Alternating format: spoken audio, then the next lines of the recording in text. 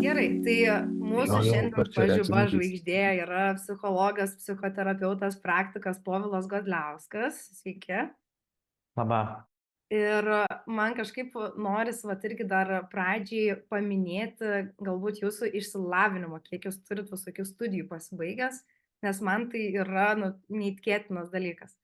Tai Povilas yra pasibaigęs anglų ir vokiečių kalbų filologijos studijas, tada Povilas pasibaigė psichologijos bakalauro studijas, Rytų Londono universitete Jungtinėje karalystėje pasibaigė pozityviosios psichologijos ir kaučingo magistro studijas ir nuo 23 metų Povilas studijuoja Jungtinėse Amerikos valstijose, kur studijuoja psichodinaminės psichoterapijos studijas. Tai galime visi matyti, kad psichologo kelias nėra lengvas, nėra trumpas ir mokslų visokeriausių reikia labai daug. Tai galim matyti, kad yra bakalauras, magistras, toliau seka visokios psichoterapijų studijos, kurių vis atsiranda įdomesnių, naujesnių. Taip kad reikia vis kažko naujo mokyti, stebėti, kas naujo atsiranda pasaulyje. Tai labai smagu turėti tokius psichologus, kurie domisi, mokosi, įgauna vis naujų žinių ir po to jas gali naudoti savo praktikoje. Tai va, o pradedant apie mūsų visą webinarą, kodėl apskritai yra svarbu kalbėti apie tą emocinę sveikatą, nes tai vis tiek darosi vis kažkiek populiariau tai daryti, ar ne? Nebebijom galbūt to taip daryti. Ir man, Arminta, yra toksai jausmas, kad mažiau bijom, bet nereiškia, kad nebijom visai. Kaip tik teko pasižiūrėti duomenis, kaip yra iš tiesų.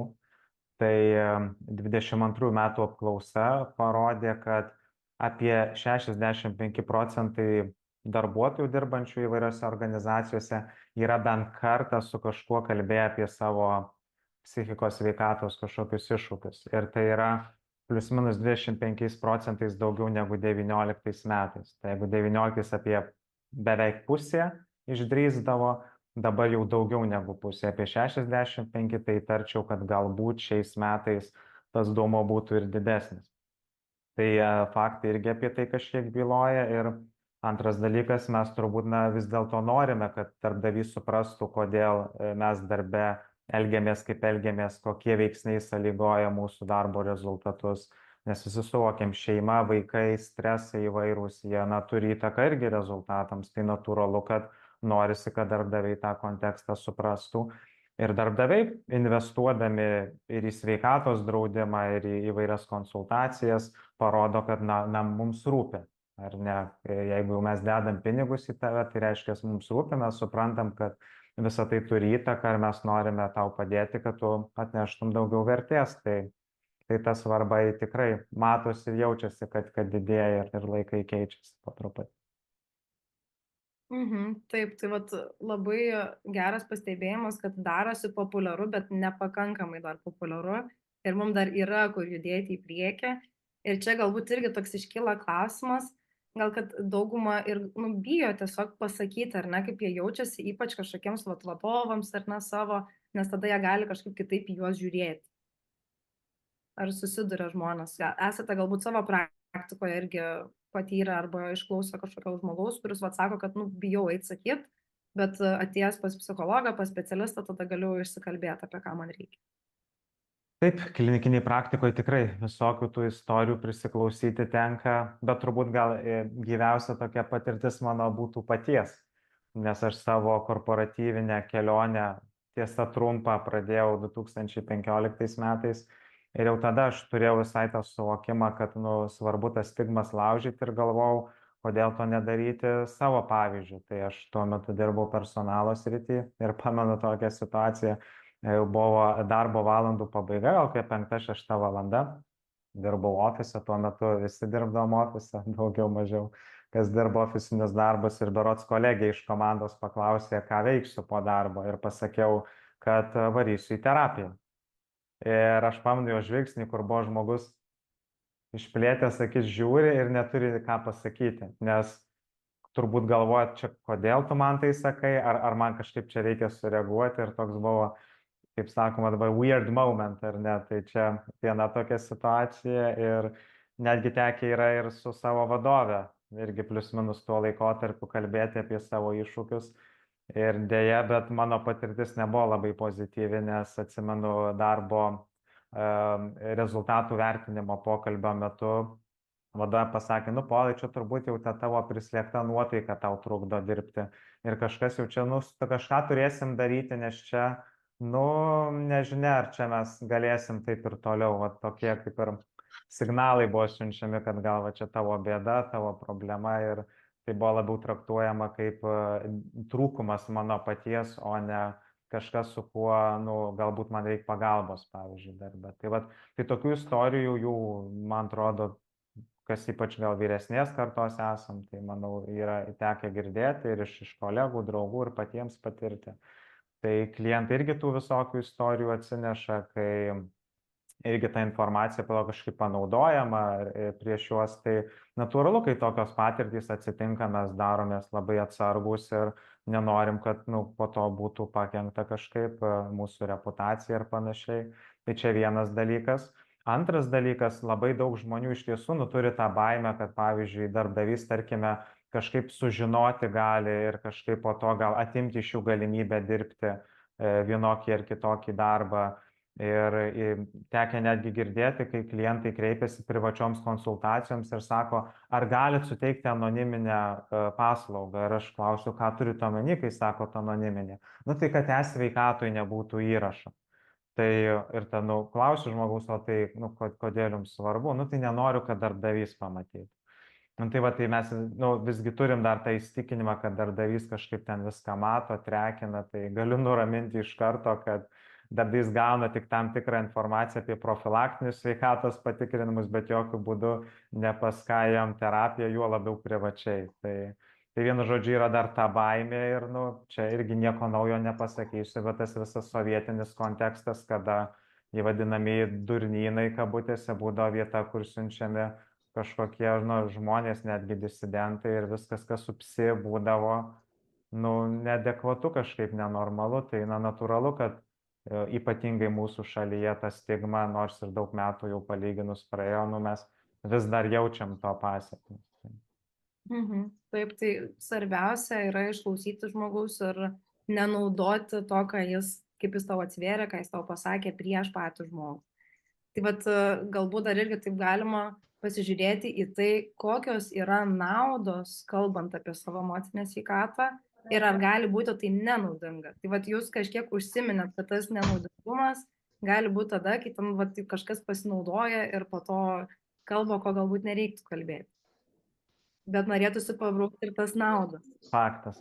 Jo, tai gal tada iš tiesų pabaikim su tom žalom ir paskui prieisim, ką gero atneša. Aš tiesa vėl girdžiu, kad pas kažką šnara grindys, tai gal paprašysiu Armintos užmiutinti. Gaudau dabar žmonės. Labai gerai, bet paprašysiu ir dalyvių pasirūpinti irgi savimi ir užsimiutinti.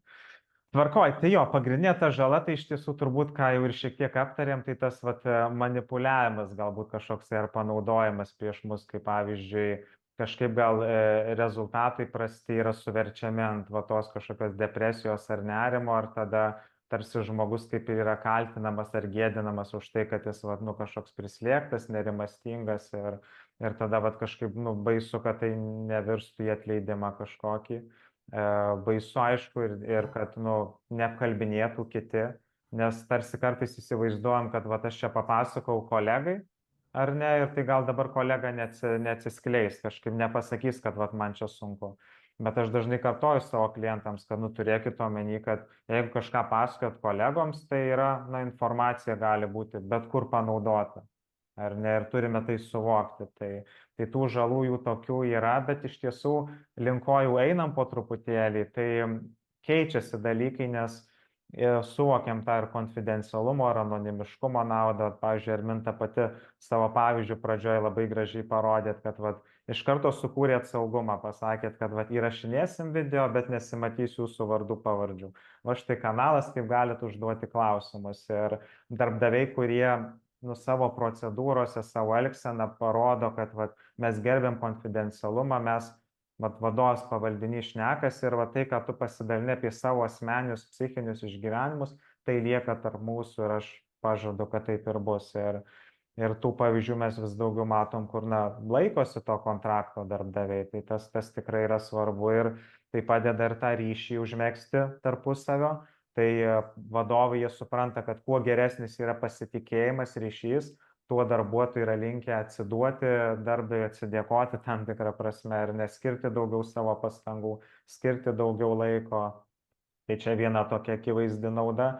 Kita vertus, kai ir tarpusavy tarp kolegų yra atvirai kalbama ir tai irgi yra saugu, pavyzdžiui, komandoje, tai ir mikroklimatą gerina.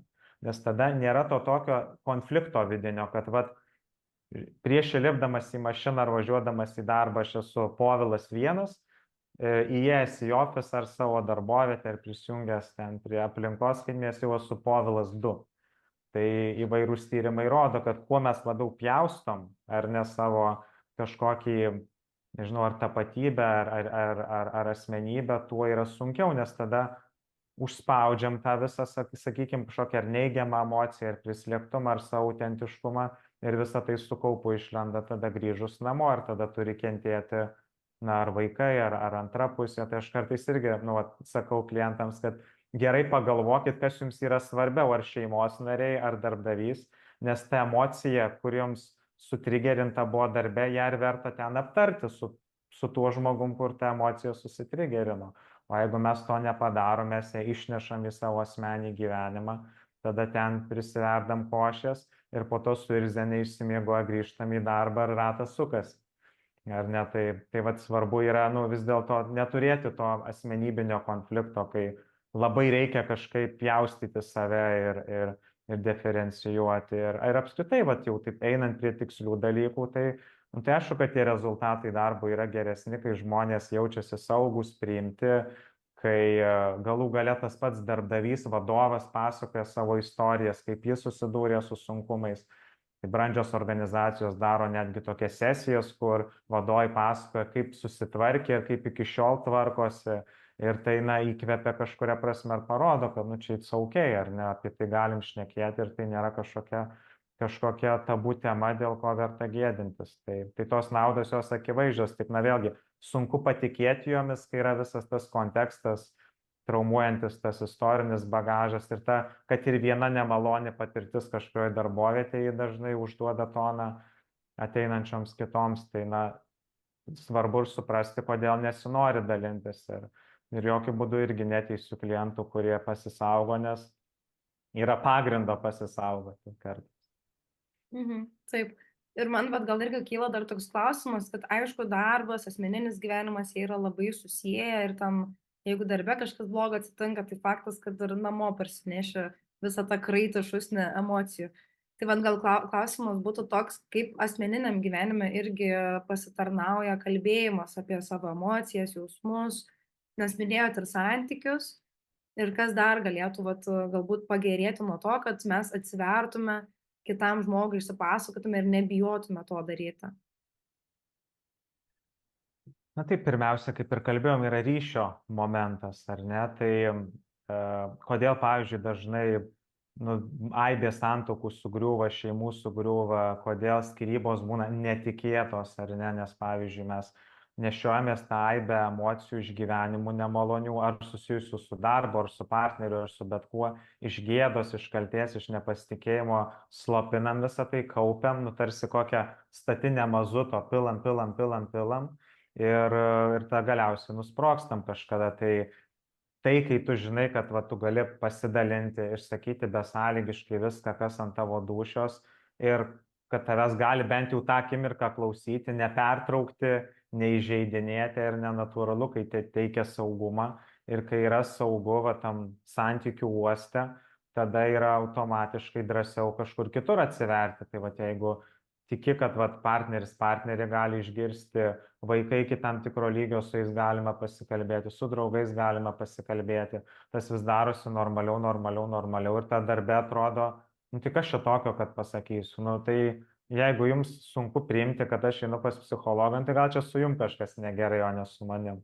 Kažkodėl negėdinam, kad einam pas odontologą, ar ne, kad ten 2 metus, ar ne, burnos higienos nesidariau ir ten dabar išpuvo viskas. Tai čia kažkodėl jau nėra gėdinga, ar ne. Bet jau pasakyti, kad vidų gydausi ar netvarkausi, ojei, baisu. Tai, na, tai kažkaip taip normalizuot, supaprastint tą visą temą. Ir kai mes patys be įtampos apie tai kalbam, ar ne, kai jau tos žaizdos labiau jau yra randai, ar ne, ir kažkaip atsiveriam ir mūsų kažkaip nežeidžia kitų pastaba ar išgastis, tada kiti irgi pamato, o jis kažkaip čia atsipalaidavusi, taip ramiai pasakoja be kažkokio susirūpinimo labai didelio, su tokia gal kažkiek ir tokia savikritiška šypsena, ar ne, ir tai nuginkluoja maloniai, ir tada tu pamatai, kad gal ir aš galiu kažkaip taip atviram, gal čia nieko baisaus. Taip. Man vat labai graži jūsų mintis, kad kaip mes patys kalbame apie savo visą emocinį pasaulį, tai labai daug pasako kitam žmogui. Jeigu tu gali laisvai kalbėti, be jokio gėdos, kalties jausmo, tai ir kitam žmogui atrodys, kad gerai, tada aš irgi galiu galbūt pasisakyti ir čia nėra kažkoks tabu ir gėda ir taip toliau. Ir vat kaip tik žmogus uždavė vienas klausimą, kuris gan dabar siejasi su tuo, apie ką mes kalbame. Tai manau, yra dauguma tokių žmonių, kurie galbūt net nelabai suvokia savo emocijų arba tam tikrų kylančių jausmų. Ir tada yra sunku kalbėti apie savo emocijas, kai tu nežinai, ką tu jauti, galbūt tu jauti labai daug visko vienu metu. Ir žmogus kaip tik klausia, kaip geriau atpažinti savo emocijas ir jas išreikšti tinkamu būdu tiek asmeninėme gyvenime, tiek darbe. Mhm. Na, klausimas tikrai jis yra labai geras ir aš prilyginčiau į klausimui, kaip žinoti, ką veikti sporto klube ar kaip mankštintis, kai neturi pratimų. Ar ne? Nu tai ką tokiu atveju darom? Tai einam į YouTube, ar ne? Žiūrim kažkokių pavyzdžių, googlinam, kokie čia pratimai būtų tinkami man, ar ne? Nu jeigu kažkaip jaučiam, kad blemba kažkaip gal nepasitikiu savim, nežinau, kaip čia tuos pratimus daryti, vdrūk dar klaidingai darysiu, pakenksiu savo, pasisamdysiu trenerį tada kažkokį. Nu ir tada nueini ir bent į tą vieną sesiją ar kelias ir ta treneris parodo, va žiūrėk, jeigu darysi taip, stuburą taip ištiesinsi, taip kvėpuosi, bus geras pratimo darimas, jeigu ne, nu tai bus kitaip. Tai vat panašiai yra ir su tom emocijom. Tai idealu, aišku, kai patys surandam tą informaciją, nereikia niekur kreiptis, niekam mokėti. YouTube yra pilna informacijos, na, suvesti galima how to identify my emotions, ar ne, ar bus milijonai video, tai nėra raketų mokslas, bet kartais, nu, gal baisu, nesinori, nepasitikiu, tada galima gal atsiremti kažkokį bičiulį ar bičiulę, pavyzdžiui, kurie gal atrodo tokie emociškai raštingi, paklausti, tai kaip tu ten atpažįsti tą savo pyktį ar nerimą, ir tada gal jie gali pasidalinti savo pavyzdžiu, jau šitie resursai išsenka, nu, man atrodo, nu, čia taip jau pusiau tokia savireklama, nu, bet iš tiesų, nu, tai tada reikia eiti pas specialistą, kuriam vat pasakojam, tuos beriam faktus, be žodžių skauda, liūdna, pikta, o mane užknisa, ar tas idiotas tą ir tą padarė, ir tada terapeutas sako, skamba, kad jūs nusivylę, skamba, kad jums pikta, ir tada, o, štai čia taip vadinasi tas dalykas, ką aš pavadinau, ir tada pradedam atrasti tuos ryšius. Mažamečiai vaikai, kurie jau mandrus darželius lanko, ir tą tėvai pastebi, tai jau jie ten prisigaudo ir jau jie atpažįsta gana lengvai. Man labai patiko giminėje vienos moters pasakymas, jos mažametis sūnus ten kelių metų, gal 3, ir ten kažkaip apšaukė į vargšą ir jis pasakė, stop, man nepriimtina, ar ne, prašau ant manęs nešaukti, ir nu fantastika, tai vat kartais į vaikus galima pasižiūrėti, ko jie prisimoko, tai tikrai nieko sudėtingo, ar aišku, ką turiu, tik tai irgi pripažinti, kad tai yra procesas ir tai yra kelias, nes yra aibė visokių stresorių, trigerių, kurie mus verčia jaustis kažkaip. Nu ir kai mes kalbam apie tuos trigerius, pasakojame apie juos, ir mums specialistas, specialistė, artimieji draugai, nežinau, YouTube kažkokie autoritetai, nu jie gali parodyti, padėti atpažinti tą tiltą tarp kažkokio kūno pojūčio, kažkokių minčių galvoje ir tada tos emocijos. Ir palaipsniui emocinis raštingumas didėja, pradedam jau patys savo žodžiuose kažkaip vartoti tas sąvokas, tada kiti pradeda mus girdėti, jų tada raštingumas gerėja ir sukasi tas pozityvus ratas. Nežinau, ar atsakiau į klausimą daugmaž. Manau, atsakėt. Tai vat irgi aš ką išsinešu iš to, kad labai svarbios yra ir savo ribų nubrėžimas, ar ne, kad negali leistis bet kam, bet kaip elgtis, ir labai svarbu tai pasakyti. Nes kartais pagalvojam, kad, nu, va čia dabar su manim negerai pasielgia, bet jeigu mes nieko nepasakom, tai tas žmogus gal ir nelabai pagalvos apie tai, kad jis blogai pasielgia. Tai labai yra svarbu vat savo ribas užsibrėžt ir dar gražiai vat paminėjot atspindėjimą, ar ne? Ir man kažkaip atrodo svarbu ne tik mokėti kalbėti apie savo emocinę sveikatą, bet ir išklausyti kito. Tai galbūt jūs galite pasidalinti tam tikrais metodais, kaip mes galime tai daryti ir galbūt kurti kažkokį santykį ar su kolegom, ar su draugais, ar su artimais žmonėm, kad būtų lengviau apie tai kalbėti. Man labai patinka principas, aš jį vadinu 1% atsakomybės, kad ir kas benutiktų, ar kažką antrą pusę įskaudino pasakė, ar kolega kažkaip netai pažiūrėjo, ar nuvylė vaikas, ar valdžia esam nepatenkinti. Aš sakau, prisimkim bent 1% atsakomybės už tai, kas atsitiko. Ir man atrodo, kad tai labai yra įgalinantis dalykas, nes jeigu mes jaučiamės įkaitai, ar ne, tarsi bangos mėtomi, tai labai neįgalina, tarsi aš kažkaip bejėgė ir neturiu kitos išeities, kaip tik tai automatu reaguoti, kas vyksta aplinkoje. Bet jeigu mes taip sąmoningai jungiam tokį kaip detektyvinį mąstymą ar pažiūrim, nu gerai, į mane pažiūrėjo nemaloniai. Kodėl pažiūrėjo nemaloniai? Ar yra kažkas, ką aš pasakiau tam žmogui, tam kolegai ar tam savo partneriui, dėl ko jis galėjo taip į mane pažiūrėti. Ir tada popteli mintis į galvą, nu iš tiesų aš ten 3 kartus klausė, kad padaryčiau tą ar tą užduotį ir aš praignorinau. Nu tai turbūt gal nusivylęs manimi, ar ne? Tai tas atsakomybės ar ne momentas. Ir tada tas pats su emocijom. Nu jeigu man liūdna, man pikta, aš nusivyliau, nu tai nugi niekas neįleido vaistais tos emocijos, ar ne? Jinai išsiskyrė mūsų kūne, mūsų liaukose, mūsų smegenyse, ar ne kažkokių neuromediatorių, hormonų pavidų. Tai yra mūsų chemija, ar ne kažkieno kito. Tai tokiu atveju tada kažkaip ir kalbėti apie tas emocijas, kad ar ne, ką tu dabar sakai, ką tu padarai, man kelia pyktį, man liūdna. Aš nekaltinu tavęs, bet aš taip jaučiuosi. Tai pirmas dalykas, ar ne? Antras dalykas, tada, koks mano poreikis buvo sužeistas, kad, man reikia saugumo, man reikia ramybės, man reikia pagarbos, man tai vertybiškai svarbu. Tai tas poreikis. Ir trečias dalykas, ko aš noriu tada iš tavęs? Lengva pasakyti, tu mane gerbk labiau. Tai pasakyk, kas tau yra pagarba. Tai pavyzdžiui, kai aš kalbu, nepertrauk manęs, ar ne?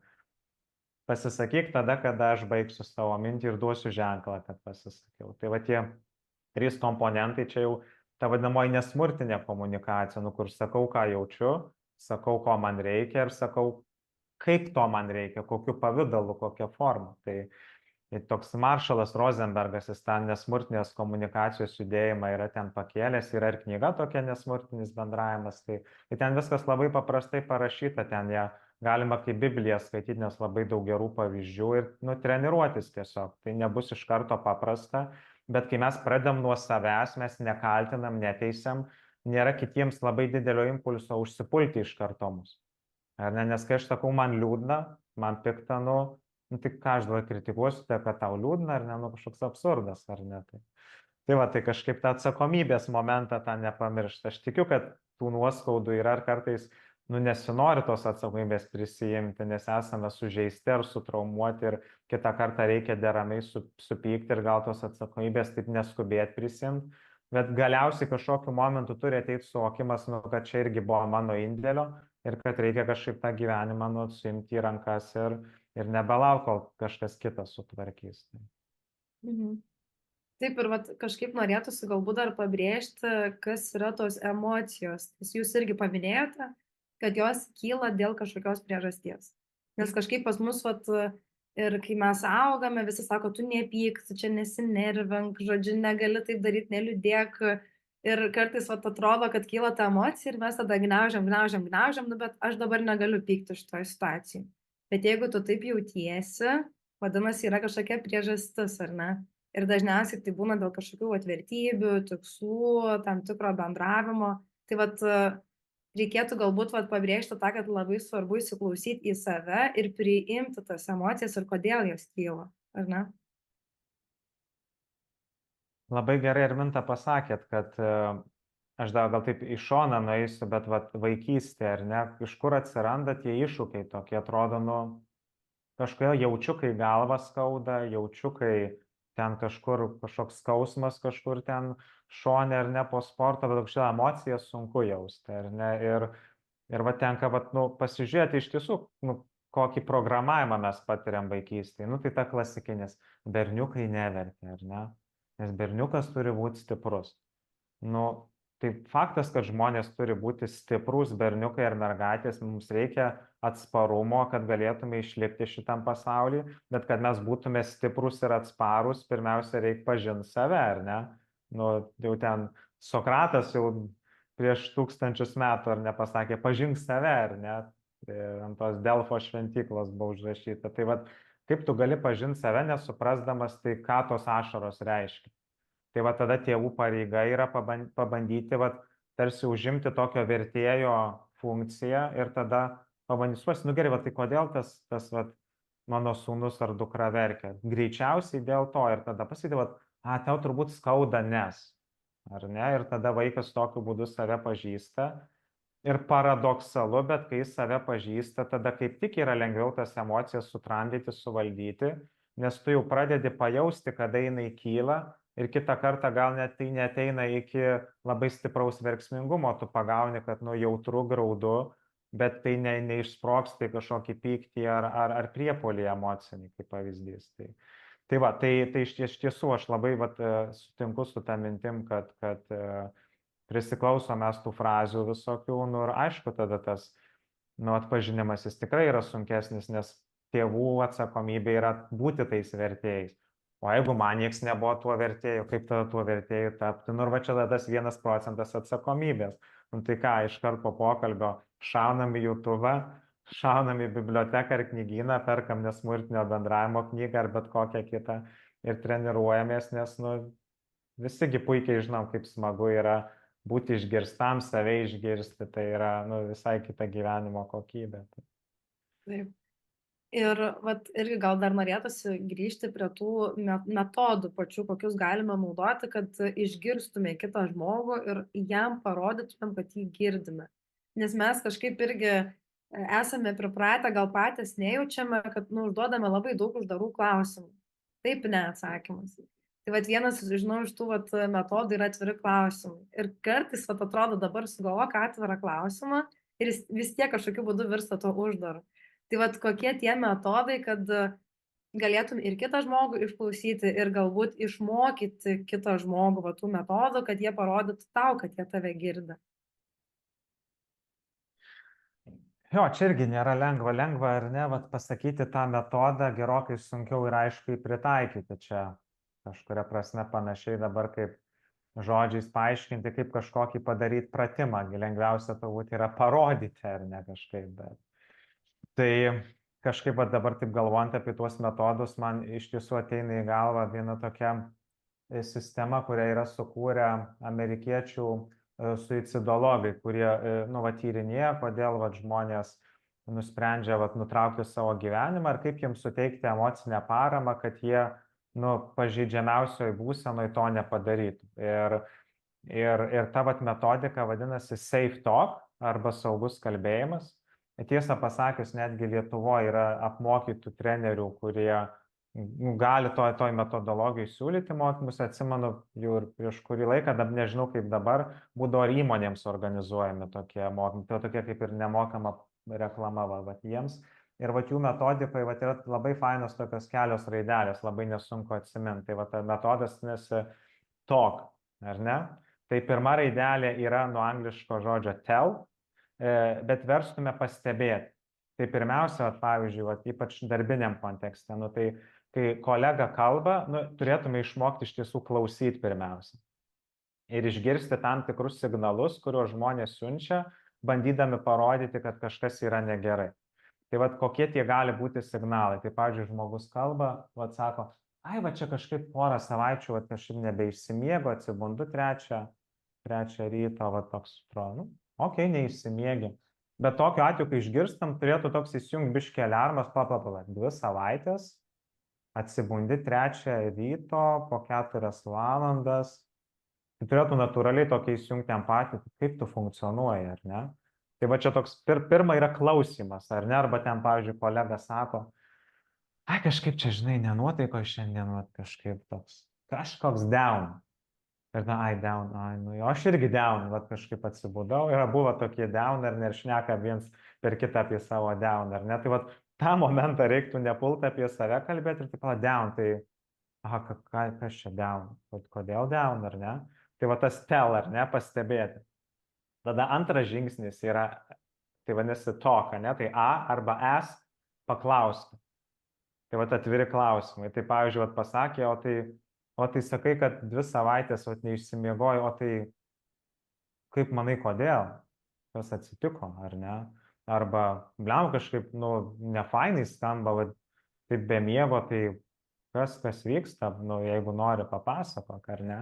Tai va kažkaip tą klausimą išdrįsti paklausti. Jeigu žmogus nenorės dalintis, jis tai parodys.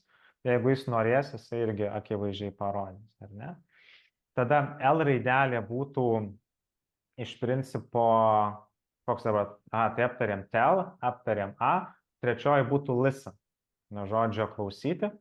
Tai kai žmogus pradeda pasakoti, nu, nepulti ten mest savo to trigrašio, nu, jau šneka žmogus, nu, yra laiko, pietų pertrauka nesibaigia, pabandom išklausyti. Ir tada žmogus atsiveria po truputį daugiau, išryškėja, kad gal susipyko ten su antraja pusė, ar gal su vaiku kažkokia liga, ar pačiam žmogui liga, žodžiu, gauna va, tokį turinį informacijos, nu, tai aišku, konfidencialiai ir anonimiškai klausom. Tai taip sugeriam, ar ne, taip kažkaip stengiamės bent jau nieko nesakyti ir labai atidžiai klausyti. Ir tada užduodame atvirus klausimus, pavyzdžiui, nu, ar gali papasakot plačiau, nu, uždaras klausimas, bet, nu, parodyti tą kvietimą kažkokį, kad, nu, mums rūpi, tęsk, dalinkis, ar ne? Ir tada paskutinis žingsnis yra, kai jau žmogus iš tiesų netgi kažkokią grėsmę išreiškia, kad vat, kažkaip gal, nu, vat, beprasmiška, norisi kažką gal savo pasidaryti, pakenkti, va čia jau geriu ten antrą dieną iš eilės, ar ten antrą savaitę iš eilės, nu kažkaip, tai vat, išreikšti tą va, tokią pagalbą, tai čia jau būtų ta K raidelė keep safe, arba užtikrinti saugumą. Ir tada kartu su tuo žmogum pabrainstorminti, nu, vat, ką jis galėtų padaryti, kaip savo padėti, galbūt parekomenduoti, nukreipti. Tai va, jeigu vadovas ypatingai toje pozicijoje yra HR-as, nu, personalo žmogus, tai kažkaip suteikti resursus žmogui, kad jis galėtų savo padėti. Ir kritiškiausiais atvejais, bet jau kai tikrai kritiškiausiais, kai jau yra akivaizdi grėsmė savo, pavyzdžiui, nu, va, čia jau tas, kur pritaikom šį modelį labiausiai, tai tarti su personalo skyrium ar kažkuo, nu ką daryti, nes žmogus gali, nu pavojingas gali būti savo ir tą kartais svarbu pranešti kažkokiams institucijoms šiuo atveju, kad nu čia jau tokia jau aišku atskira tema, kaip tai daryti išmintingai ir nepakenkti žmogui, tai nesigilinsim, bet nu mintis ta tokia yra, kad vat, pasiūlyti kažkokią pagalbą ir geriausia, kad būtų profesionalią pagalbą, o ne bandyti patiems kažkaip ten spręsti. Tai va tai tokia, tai žodžiu, tell, ask, listen, keep safe ir tokiu būdu vat, kažkaip galima bent kažkokį vat, parodyti rūpestį ir kažkokią pirminę tą pagalbą. Taip, tai manau, čia labai yra naudingi metodai ir visi, kurie dabar klausosi, turėtų greitai užsirašyti, nes labai naudinga žinoti tokius dalykus, jeigu norime ne vien patys būti išklausyti, bet gebėti tai daryti ir su kitais žmonėmis. Ir manau, vis tiek viskas pareina bumerangą, ar ne? Jeigu mes išklausysim, tai galbūt tas žmogus kitą kartą irgi atsižvelgs. Ir dar noriu paraginti visi, kurie klausote, jeigu turite klausimų, būtinai klauskit. Ir kaip tik dabar irgi yra dar įkritęs vienas klausimas, kokius pirmuosius žingsnius rekomenduotumėte žmogui, kuris nori pradėti dirbti su savo emocinė sveikata, bet nežino, nuo ko pradėti. Tai gal taip irgi nuobodžiai, kaip sugedusi plokštelė pasikartosiu, bet iš tiesų vat, žingsniai tai tokie 3. Tai pirmiausia yra saviadukacija. Tai jeigu apskritai susipažinti su tą temą, tai pasižiūrėti, pavyzdžiui, YouTube'e, ką šneka žmonės, pasižiūrėti, kokių knygų galbūt yra savipagalbos. Tarkim, yra tokie žodžiai kaip atpažink savo emocijas, emocinis intelektas, galima ieškoti knygų su tokiais pavadinimais, nu ir pradėti skaitinėti, žiūrėti, matuotis, kaip man čia skamba, ar man patinka, ką aš skaitau, ar nepatinka. Tai tokia saviedukacija, arba klausant turinį, arba skaitant turinį gali būti pradžioj puikus susipažinimas, ar ne? Tada antras dalykas, galima taip prasiskenuoti savo artimiausių žmonių ratą ar gerų pažįstamų ratą, kurie galbūt yra atvirai pasakę, kad dirba su savimi arba konsultuojasi ir, pavyzdžiui, paklausti, vat, kaip jie, pavyzdžiui, tai daro. Vat, nu, elementariai, vat, ar gali papasakot, kaip, vat, nu, tu taip tas savo emocijas atpažįsti, nes atrodo, kad labai meistriškai tai darai. Arba ten sakei kažkada, kad pas psichologą buvai, tai kaip tau ten, ką ten sužinojai, ką išgirdai. Tai vat pasinaudoti tų artimųjų tokią edukaciją, pavyzdžių geru ar ne. Nu ir tada, jeigu norisi žengti tą rimčiausią žingsnį, tai, nu, labai paprastai. Psichologas, tarpas, miestas, arba psichologas nuotoliniu būdu, arba psichoterapeutas ten kažkur. Ir tada dairytis ir atsirinkti pagal atsiliepimus, pagal rekomendacijas, paklausti gal irgi artimųjų. Platformose žiūrėti, dairytis ar ne, tai be visi psichologai jų yra gerokai daugiau ar ne. Tai ir tada, nu, žengti tą žingsnį, nu, ateiti į tą pirmą pokalbį ir tada jau vis vien, nu, kažkokia atsakomybė yra ir specialisto pagaidinti, pakreipti, pasiūlyti, patarti, kaip tą darbą su savimi dėlioti. Ir šitoj vietoj tada jau su palydovo pagalba tą kelionę žengti ir nutyrinėti save, tyrinėti savo praeitį, savo praeities išgyvenimus, tyrinėti šiandienos stresus, tyrinėti savo tikslus gyvenimo, viziją, vertybės, ką norisi pasiekti, sukurti galbūt, kad ir tai maži dalykai kažkokie yra. Ir va tą visą laiko juostą ar ne analizuoti savo, kalbėti, klausyti, ką ir specialistas pasako, nes jeigu jie kažką jums siūlo, tai siūlo ne šiaip savo ar ne, nes tai galbūt yra gera technika, gera įžvalga, apmastyti tai po to, dirbti su tą mintimi, su tą įžvalga, vesti užrašus ar ne, kažkaip vat, konspektuoti, nes atmintis dabar nu, ateina, išeina dalykai, reikia ją lavinti ar ne kažkaip. Tai, ir taip judėti po truputėlį. Tai mažai žingsneliais į priekį, tai baby steps. Mhm.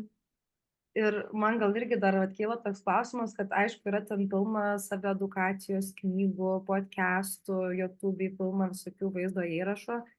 Iki kokio lygio veikia visi va šitie dalykai, ką tu gali pats padaryti, tam pasiskaityti, pasižiūrėti ir kada jau ateina tas lygis, kada reikėtų galbūt į specialistą kreiptis. Labai geras klausimas ir paprasčiausias atsakymas būtų tai vat stebėti, kiek vat tas vat funkcionavimas kaip gyvenime atrodo, ar ne? Tai vat jeigu, pavyzdžiui, atsiranda toks jau gana aiškus suvokimas, kad kažkaip jau nesusitvarkau, nu ką reiškia nesusitvarkau, tai kažkaip, pavyzdžiui, tie darbo rezultatai galbūt nebe tokie geri, kaip visada buvo, ar neaišku kodėl, ar nėra, atrodo lyg ir priimu grįžtamą ryšį ir taisausi, bet vat vis tiek kažkaip negerėja, ar ne? Tai pavyzdžiui, vat kažkoks tas darbo rezultatai. Rezultatai asmeniniam gyvenime, nu pavyzdžiui, kaip man sekasi palaikyti ryšius su žmonėm, kaip man sekasi palaikyti su antraja pusė, su vaikais. Jeigu neturiu ryšių apskritai, neturiu gerų draugų ar antros pusės, ką tai galbūt reiškia, ką tai byloja, ar ne? Tada stebėti savo kūno signalus, koks mano apetitas, koks mano miego režimas, ką mes galim lengviausiai pastebėti, kaip mano dėmesys, ar aš labai išsiblaškęs ar neišsiblaškęs, ar labai kažkaip išsitaškęs, pavyksta padaryti iki galo dalykus ar nepavyksta. Tai va tie tokie va paties signalai, bet ir kitų signalus klausyti, ką sako kolegos, ką sako vaikai, antros pusės draugai. Kartais jie yra neblogas veidrodis irgi jie gali parodyti, kad aš pastebėjau, kad kažkoks prislėgta kažkoks piktas ir dar nepulti ten, ai čia viskas gerai, čia neišsimiegau, pavargęs ir nepulti taip nurašyti ir nuoširdžiai paklausiu, tai ką pastebi? Nu įdomu, ar ne, vat, ką užgaudė, ar ne, tai, nes vat, kaip yra vat, toksai Milašiūnas, psichoterapeutas gerai pasakęs, ar ne, vat, kodėl ateina žmonės į terapiją, tai kai arba jiems su savim per sunku, arba kitiems su jais per sunku. Tai vat du tokie šaltiniai, kurie gali parodyti. Tai... Bet net jeigu ir to nėra, nu, tai nėra jokių būdų kažkoks barjeras neiti pasikonsultuoti bent į vieną sesiją, nes vėlgi turėkime omeny, kad geriausia terapija iš tiesų yra kartais, kai yra dar ne viskas sugriuvę gyvenime. Ypatingai porų terapeutai tai sako, geriausia porų terapija yra ne tada, kai pora yra ant skyrybų slenksčio, o tada, kai jau kažkokie pirmi konfrontacijos momentai atsiranda ir mokytis dirbti su savim laiku, o ne paskutinė akimirka. Bet aišku, mes tokie gyvūnai, tokie padarai, kur laukiam jau to paskutinio momento dažnai ir tada, kai jau būna dugnas, tada kreipiamės ir aš sakau, kad irgi it's okay, ar ne, nu tai jeigu to reikėjo kaip motivatorius, gal taip ir kabutėse lemta buvo, tai aišku, nelinkiu dugno pasiekti, bet jeigu jau atsidūrėm, nu tai ir atsispirkime tada nuo jo. Kažkaip taip. Mhm. Ir irgi vat, dar buvote paminėjęs, kad vat, paklausė, kad matau, galbūt tu šiandien blogai jauties ir, ai ne, viskas gerai, čia man neišsimiegojau, kažkaip atrodo, taip numojam viską, kad, ai čia viskas gerai, ką aš čia dabar sakysiu, kad aš čia blogai jaučiuosi, aš čia gal kažkoks silpnas. Tai vat tas galbūt tokia nusilpnumo jausmas yra, kad bijo žmonės pasakyti, ar ne? Nebūtinai gal ir silpnumo, gali tai būti ir silpnybė, ir, atsiprašau, ir stiprybės požymis, nes galbūt mes turim kažkokias vat ribas, gal mes, pavyzdžiui, nenorim tam žmogui atsiskleisti, gal mes nesaugiai jaučiamės, gal mes dabar turim tiesiog padaryti efektyviai darbą ir turim laikinai paslopinti tas neigiamas emocijas, kad kažkaip išliktume, nu, adekvatus, pavyzdžiui, aptarnaudami klientus ar atlikdami kažkokį darbą. Tai kartais, nu, tas slopinimas emocijų šiaip tai nėra pats blogiausias dalykas, nes jis kažkiek padeda apskritai funkcionuoti mums. Jeigu mes būtume visiškai tokia lastelė be sienelių, viskas įeitų ir viskas išeitų, ar ne, ir tai tikrai nepadėtų funkcionuoti. Bet tas, nu, silpnumas gal nebent iš tos pusės, nu, kad baisu kažkaip atsiverti, baisu atsiskleisti, baisu būti sugėdintam, baisu būti pažemintam. Ir mes natūraliai saugomės, nenorim, kad taip kažkaip pakenktų mums kiti. Ir ypač, kai mes esame nudegę nuo to, kad ir toj pačioj ankstyvoj vaikystėje, kai tėvams būdavo vienodai, kas ten su mumis vyksta, nu, tai kai yra ten 30-40 metų programavimo tokio patirčių ir vaikystėje, nu, sunku atprogramuoti save. Ir tada mano palinkėjimas yra, nu, per daug neteisti savęs, kad, nu, ir gal baisu ir nesinori ir gėda, nes ta prievarta tada dar labiau atitolina nuo kažkokio to atsiverimo. O tada, kai kažkaip bent jau suvokiam, kodėl mes esam užsisklendę, nu bent jau tada tą pašalinam stresavimą apie stresavimą, kad, nu, būna irgi klientai ateina, va, čia visi šneka apie emocijas, atvirauja, aš toks užsidariusi, koks aš nevykėlis, ar ne. Ir tada atsiranda kažkoks plakimas apie uždarumą, kas, nu, suprantu, atjaučiu, kita vertus, nu, šitą sluoksnį galim jau tikrai numesti, ar ne, bet bent jau neteist savęs už tai, kad kažkaip uždaresni esam ir pabandyti suprast, kodėl tokie esam ir jeigu deramai suprasim, įsiklausysim, suvoksim, nuo ko mes čia bėgam ar saugomės, labai gali ateiti ir tas toks saugumo momentas, kur, nu, kai dabar aš suprantu, kodėl aš saugausi, dabar aš galbūt jau galiu sąmoningai pasirinkti, kad va, šitiems atsiskleisiu tiek, šitiems galbūt neatsiskleisiu ir it's okay. Mhm. Taip, tai labai vat, svarbu unikalumas žmogaus. Kas tinka vienam, nebūtinai gali tikti kitam ir labai svarbu atsižvelgti save, ko tau pačiam reikia, ar ne? Ir man gal irgi dar toksai klausimas kyla, vat, tikrai manau yra tokių žmonių, kur baisu gal netgi savo artimam žmogui pasakyti, ar ne, kad, nu, tikrai blogai jaučiuosi, nenoriu nieko daryti, nenoriu, žodžiu, aplamai nei darbą, nei miegoti, nei valgyti. Ir tada, vat, kaip reikia išlipti iš tos baimės, ar kažkaip prasilaužti reikia, kad bent kažką galėtum artimam žmogui sakyti. Nes jeigu jau artimam žmogui nelabai nori kažko sakyti, tada, manau, dar mažiau šansų lieka tam darbe kalbėti apie tai, kas tau nepatinka, ar ne? Pritariu, Arminta, ir čia yra paradoksas toksai savotiškas, nes kažkuria prasme taip, artimieji viena vertus turėtų būti tie tokie labiausiai patikimi žmonės.